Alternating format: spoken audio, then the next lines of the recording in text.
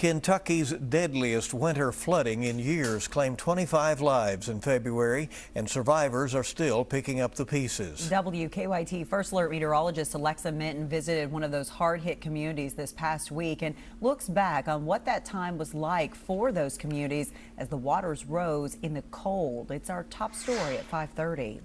I've lived here for, my whole adult life, and I have, never seen water that has rose the amount that it did back in February. Owsley County was one of the many areas that suffered devastating damage from the February 2025 floods. The South Fork of the Kentucky River reached major flood stage, just a few inches below the historic record. Everyone was just kind of, me included, holding our breath, and we were like, is it going to get worse, or is it, finally going to crest and, finally start to recede? I have drone shots of this area. Nika Fry considers photography a hobby, but as the river rose in her hometown of Boonville, she felt like it was a necessity to share with the world what was happening in eastern Kentucky. Water was actually up to this house. You can drive by and you can see the flood, but once you put a drone in the air and you see it from the air, that's when you're like, wow, it's unbelievable. Kentuckians are tough, and eastern Kentuckians are especially tough. The flooding closed over 300 roads and left over 40,000 homes without power. Governor Beshear says witnessing the devastation firsthand was difficult. After the February flooding,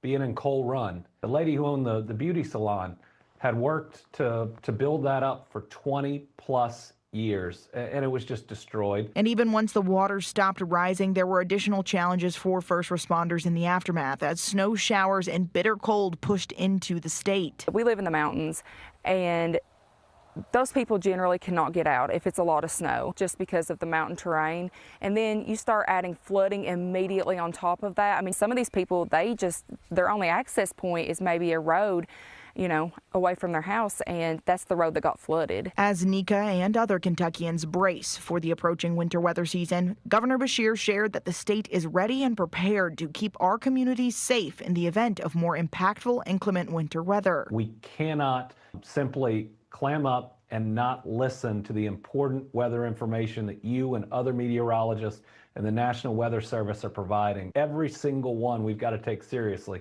because far too many of them have turned far too serious. For WKYT, I'm First Alert meteorologist Alexa Minton.